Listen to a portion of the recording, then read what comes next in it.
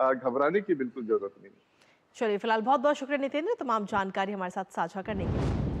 तो जिस तरीके से HMPV वायरस की अगर हम बात करें तो कुल मिलाकर अगर देखा जाए तो ज़्यादा घबराने की ज़रूरत नहीं, लेकिन सबसे ज़्यादा ज़रूरी है कि आप अपना बचाव रखें, अपने बच्चे का ज़रूर ध्यान रखें। लेकिन इसी के साथ ही चौथी महत्वपूर्ण खबर का रुख कर लेते हैं। दरअसल जिस पाकिस्तान ने दहशतगर्दों को पाला पोसा, जिस मुल्क ने आतंकियों को पनाह देकर भारत पर हमले करवाए, अब वही दहशतगर्द अब पाकिस्तान के लिए नासूर बनते जा रहे हैं।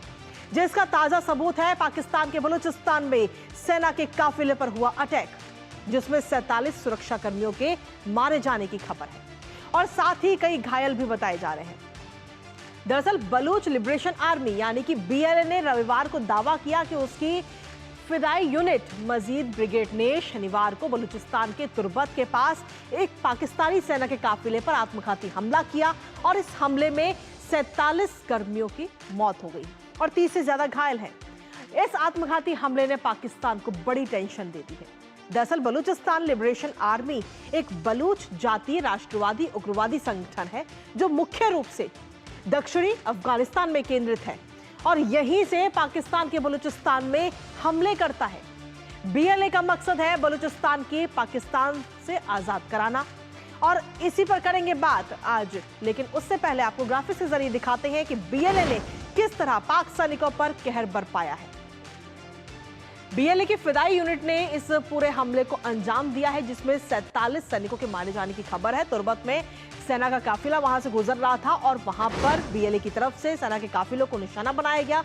इस हमले में 47 सैनिकों के मारे जाने का दावा BLA की तरफ से किया गया है। साथ ही पाकिस्तान के 30 सैनिकों के घायल होने की भी खबर है इस हमले में और ऐसे में कहीं ना कहीं ये काफी टेंशन वाली बात है पाकिस्तान के लिए। बलूच लिबरेशन आर्मी ने हमले की पूरी जिम्मेदारी ले ली है। इसके साथ ही अगर हम देखें तो बलूच लिबरेशन आर्मी ने फिदाइन हमला इस पूरे हमले को बताया है, क्योंकि फिदाइन यूनिट की तरफ से ये किया गया। बलूचिस्तान में सुरक्षा बलों और अलगाववादियों के बीच संघर्ष लगातार जारी है और इससे पहले भी इस तरीके की खबरें सामने आई हैं। BLA की फिदाई यूनिट ने इस पूरे हमले को अंजाम दिया है। इसी पर करते हैं ताज़ा अपडेट, हमारे अपने सहयोगी से ले लेते हैं। इस वक्त हमारे साथ जुड़ रहे हैं हमारे सहयोगी मलिके। अगर देखा जाए तो जिस पाकिस्तान ने आतंकियों को पाला, भारत पर हमले कराए, अब वही पाकिस्तान इस वक्त टेंशन के दौर से गुजर रहा है। देखिए, ये बहुत बड़ी घटना है। ये परसों शनिवार को ये घटना हुई थी, लेकिन इसकी जो डिटेल है वो आज सामने आई है। बलूचिस्तान लिबरेशन आर्मी ने, जैसे आपने बताया, कि एक डिटेल्ड स्टेटमेंट जारी किया है, जिसमें उन्होंने बताया है कि उनके इस हमले में 47 पाकिस्तान के अर्धसैनिक बल के जवान जो हैं वो मारे गए हैं और 30 घायल हुए हैं। ये हमला इसलिए बहुत सिग्निफिकेंट है कि 9 नवंबर को कोयटा रेलवे स्टेशन पर एक धमाका हुआ था। उस धमाके में पाकिस्तानी सुरक्षा बलों के 30 जवान मारे गए थे और उसके बारे में ये कहा गया था कि वो बलूचिस्तान में पाकिस्तानी सेना पर, पाकिस्तानी सुरक्षा बलों पर सबसे बड़ा हमला था।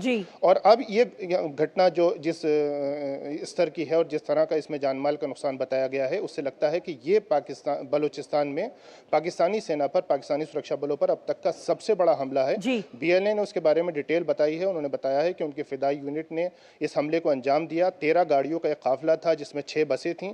ये सब कराची से फ्रंटियर कोर हेडक्वार्टर तुर्बत जा रहे थे। एक बस को एक बारूद से भरी हुई गाड़ी के जरिए पहले ब्लास्ट में उड़ाया गया और उसके बाद उसके नतीजे में पास में चल रही सैन्य जो एक और गाड़ी थी उसको भी नुकसान पहुंचा। एक बस पूरी तरह तबाह हो गई और उसमें ये लोग मारे गए हैं। मलिक, अगर देखा जाए तो इस हमले के बाद में क्या पाकिस्तान की तरफ से किसी प्रकार की प्रतिक्रिया आई है?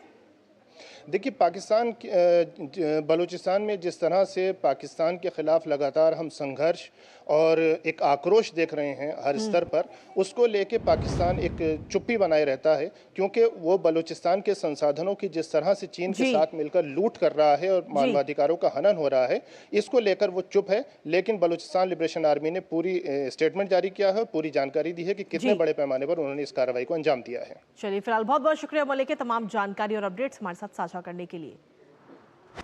तो कुल मिलाकर अगर हम देखें तो पाकिस्तान के लिए मुश्किल भरे ये दिन है, क्योंकि BLA लगातार हमलों पर हमले करता हुआ नजर आ रहा है और इनकी भरपूर जिम्मेदारी भी ले रहा है। फिलहाल नजर हर खबर पर हमारी बनी रहेगी, लेकिन इसी के साथ फिलहाल न्यूज पंच मुझे हमारी टीम को दीजिए अनुमति। कल सुबह 10:30 बजे फिर होगी आपसे मुलाकात। तब तक के लिए नमस्कार।